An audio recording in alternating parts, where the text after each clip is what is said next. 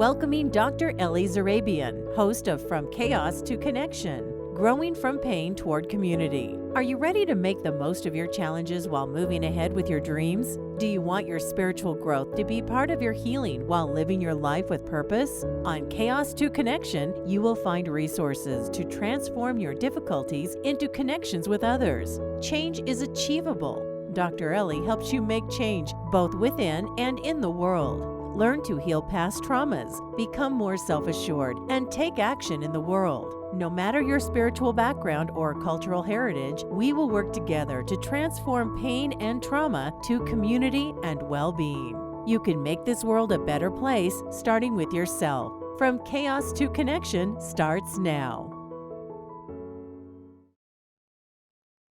Hello and welcome. I'm Dr. Ellie Zarrabian, and this is my show From Chaos to Connection. If you're interested in personal growth and building better relationships at home and in the world, then you're definitely in the right place. This is our third episode, and today I would like to talk to you about building better relationships at home. But rather than take the whole time to talk, I thought it would be nice for us to connect and chat a little bit online while I'm here live. So I hope you have your cup of tea or coffee near you and you're ready to jump in and have a nice chat with me. Please feel free to do that either with your questions or to just introduce yourself and say hi and where you're calling from, and ask anything that you're curious about relationships, and I will be happy to respond. My goal is to make these podcasts more interactive, so I really want to encourage you to take advantage of us being together on this platform every other week for half an hour. I do know that many of you can't be online because of the time zone difference, but you can always write your comments or questions in the chat box and I will respond at a later time. So, as a relationship counselor and coach, I have spent the majority of my adult life studying relationships. In fact, my fascination with understanding people and why they behave the way they do started way back in my childhood. If you remember, I had mentioned that I was born in Tehran, Iran, close to the onset of the 1979 revolution. And being a religious minority in a country that was going through a religious revolution taught me a lot about human interaction and behavior. I was always very curious and wanted to know what factors contribute to people having conflict with each other. I must have been about 6 or 7 years old when I decided to set out to learn more about people and their relationships. Today, some 40 years later, as a relationship coach, many of my learnings have come from these early childhood experiences. And I'm proud to say that as a result, I have accumulated a very diverse practice. I work with people from many different cultures, ethnicities, religions, and socioeconomic backgrounds. And I love learning from them as much as I enjoy being a counselor for them. People have such amazingly rich lives and are often quite complex. As I'm sure you know, what we generally see on the outside about people has very little to do with what they're feeling or experiencing on the inside or behind closed doors. So I always feel very privileged to have the chance and the opportunity to engage with people with so much candor and openness and trust. And as a counselor, you learn very early on to not judge people for their choices or the experiences that they have lived through, because we all know life is full of challenges and making mistakes is a big part of the learning process. In fact, I love the saying that mistakes are God's way of showing us the right path. How else would we learn, right? Also, when you don't judge people, you're free to just be with them and share in their deepest joys, their sorrows, and their fears in life. And you get to have the privilege of watching them grow over time and become stronger, healthier, and more successful individuals. So for me, there is a great deal of joy in being a counselor. And my hope for creating these podcasts is to help more people like yourselves engage more authentically and to learn about human interaction and develop more constructive tools to manage and solve difficulties in life. I think you would agree that we could all use such a space where we can come together, listen, learn, and apply these skills to our own life and grow without having to worry about being judged. In our humanity, we are actually a lot more alike than different. And I hope that over time, these podcasts will help you see and feel more comfortable and secure in engaging more openly and freely with each other. Okay, so what I have come to see and learn throughout all these years of study, practice, and experience with people from all over the world is that most people are not born knowing how to have good relationships. With the exception of a few people, most of us growing up did not have positive role models when it came to building better relationships at home or out in the world. We can just look to our parents, our teachers, our community elders and leaders, and maybe if we're lucky, we can point to one or two people we know who is a true leader of love and light and say, yes, I admire this individual and I want to model my life after them. You're very lucky if you have individuals in your life that you can do that with. Instead, most of us have to work very hard at developing the right skills before we can actually enjoy the fruits of being in a healthy, loving, and caring relationship. Today, I like to share a skill set that I think will be helpful to people and leave the rest of the time open so we can say hello and I can answer any of your questions. I feel that this is the right place for more engagement and dialogue between us. But if you end up seeing the recording of this talk later and have questions, again, you can always privately message me and I'll be happy to respond. Well, much like religion, it's true that people rarely seek counseling when they're doing well in life or are happy in their relationships. Although this is changing with the millennial generation, I'm happy to say that many young people come into counseling these days, not because they are having difficulty, but because they want to keep improving and building on what they already have. I like to compare it to building wealth. You start with a little seed money and then you invest it and capitalize on it. Many young people understand this concept well and apply it to their romantic relationships as well.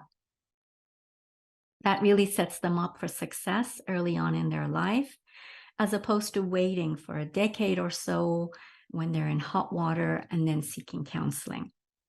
When resources are scarce or limited or even dwindling, it's much harder to build wealth, right? We all know that. The same is true for emotional wealth.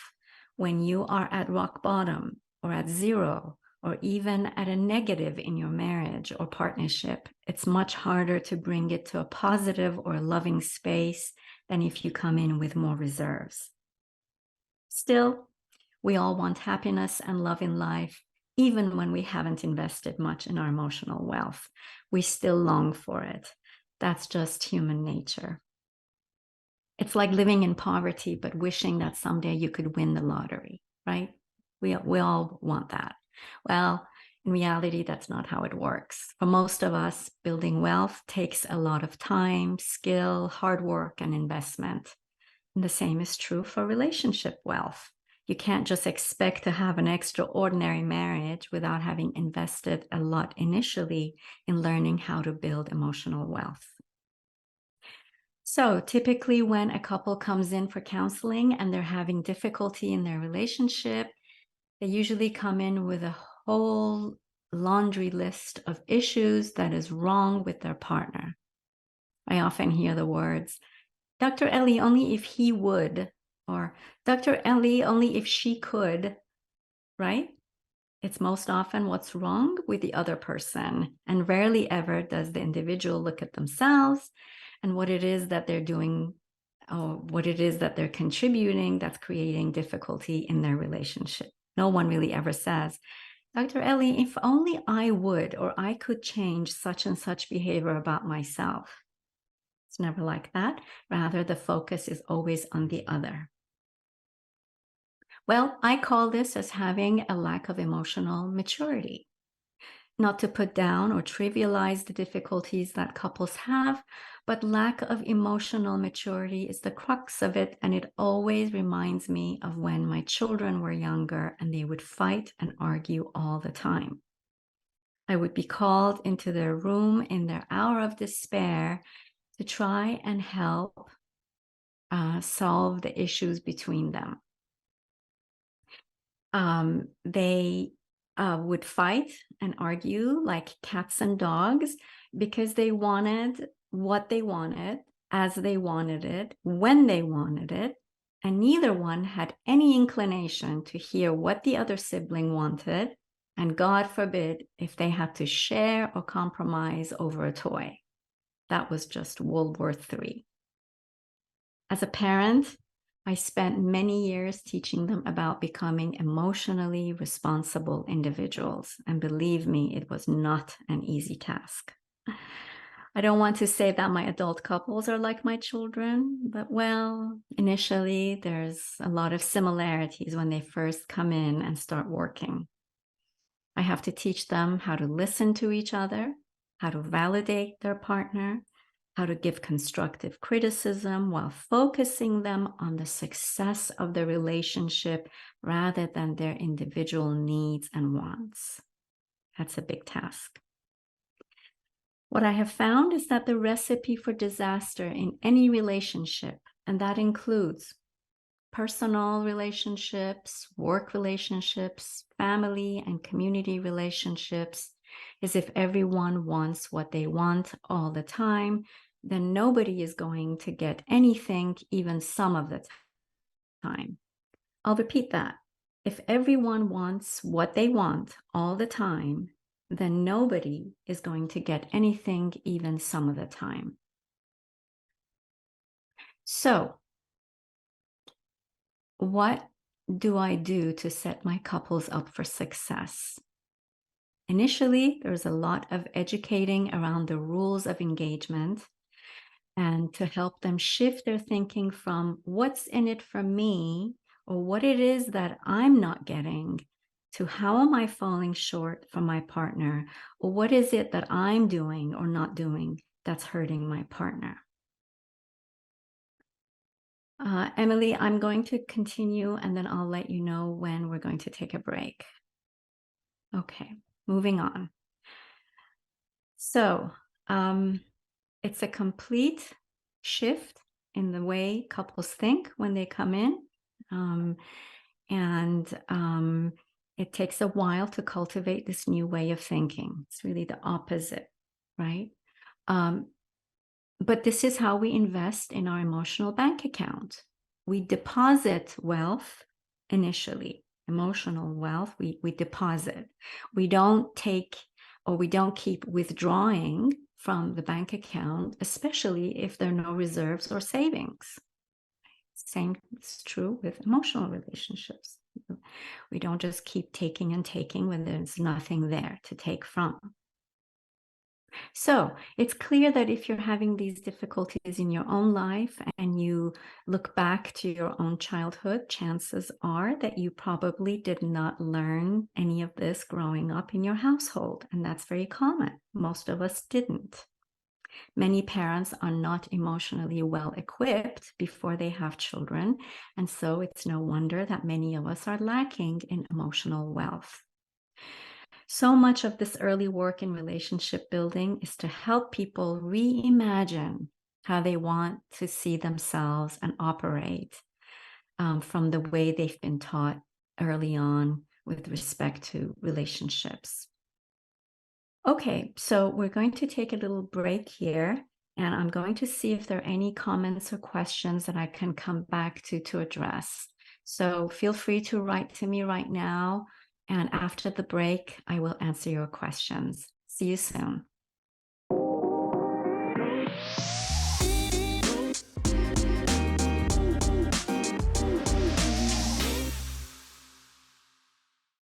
Okay, welcome back. This is the second half of our talk today. And I have a couple of questions that were put out to me here. Thank you for the questions. And, I do realize that this is a very broad topic, and there's so much to be said. Today, I'm just going to focus on building relationships at home. But in future topics, I will also consider talking about relationships out in the work environment and also out in the community. It really depends on your interest. If you want to hear about a certain particular area, let me know. And of course, I will address what your interests are. But for today, I'm just going to stay with building better relationships in the home. So I had a question here, and this is a very common issue that couples who've been together for a long time come in, and this is what it sounds like. I feel so unappreciated in my marriage. I work so hard for the family and never feel appreciated. Dr. Ellie, how do I tell my partner that I'm feeling unappreciated without creating a fight? Okay, so this is, again, very common. Both men and women who've, of course, in a heterosexual relationship, when they come in and they've been together for a long time, they both feel very underappreciated. And they want a lot more from their partner and they're not getting it. Okay, so this is exactly the example of what I was referring to. When a couple comes in and they are at an all-time low, maybe even a negative in their connection, it's impossible to withdraw from the relationship. So, of course, you have every need, and it's absolutely right that you want more from your marriage or your partnership. But when the relationship is at an all-time low, you can't really withdraw anything. You can't really turn to your partner and say, give me more, when there's nothing there in the reserves. Okay. So this is what I was referring to, is that we can't come in initially and start asking for what we want.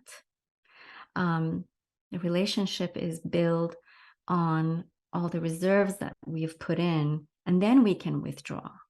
So rather than focus on what it is that you're not getting, which is appreciation in this scenario, you have to be willing to put appreciation into the relationship before you can withdraw appreciation from the relationship. So I turn usually to the partner and I say, well, if you're not getting it, chances are your partner's not getting it either. What are you doing to be offering that to your partner?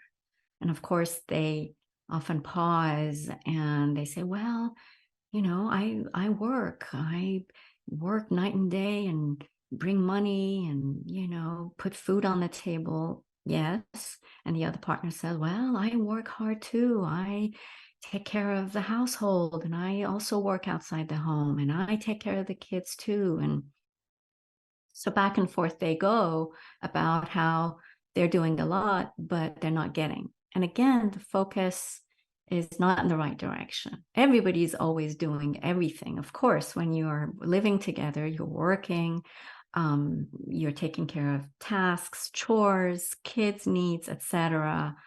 But the focus should be on what is it that I need to give to my partner to make their life easier or better, even if it's just for today, right? So we put your needs and wants aside and we focus on what it is that you can give, you can put into the bank account of the relationship. And of course, both individuals have to do that. For a while, I just focus them on giving, not taking. Once we build up the reserves, then gradually we can turn to, okay, now let's withdraw and see what you can take for you and have some of those needs be met. Okay, so that was one of the questions that were asked. And let's see, we have a couple more minutes and I'll jump into the second question. This is also a very familiar question. I get this a lot. Whenever we go to a family gathering, my partner wants to leave early and I want to stay longer. We always end up arguing. How do we solve this issue? Okay. People are different, right? There's no right and wrong. People who are more extroverted love going to gatherings. They get a lot of energy from being around friends and family. They want to stay longer. They want to schmooze. That's how they get their fix. And those who are more introverted are the opposite. For them, it's a lot of work to be around people, family, friends. They can only maybe do an hour or two at most, and then they have to go home to recharge. Okay? There's nothing wrong with that. So we just want to accept and acknowledge our partner's temperament, and we want to have a plan in place. So I tell my couple, okay, so let's have a plan in place in terms of going to events and parties. One of you for sure is going to want to stay. The other wants to go home. How do you want to deal with this? Do you want to take 2 cars? Do you want to agree that you leave earlier? Do you want to agree that the one who wants to leave will stay an extra hour for the other? So we just talk it through and come up with a game plan. Once that's in place, then we move forward with it. And then we don't have to argue every time we're at a party. Okay. So I think that's a good place for us to pause. This episode was about building better relationships at home. I hope you've enjoyed it and that you will tune in 2 weeks for our 4th episode. I'm Dr. Ellie Zarrabian. This is the Transformation Network, from chaos to connection. Take care and see you in a couple of weeks. You have been listening to Dr. Ellie Zarrabian, host of From Chaos to Connection. Tune in every second and fourth Monday at 2 p.m. Pacific on TransformationTalkRadio.com for more resources and tools to help with healing on your journey of life. You can impact the globe in the most powerful way possible. Whatever your spiritual background and cultural heritage is, you can transform pain and trauma into building community and connection. Join Dr. Ellie in identifying what you need to heal within and in our world. For more information, visit centeronpeace.com. That's centeronpeace.com.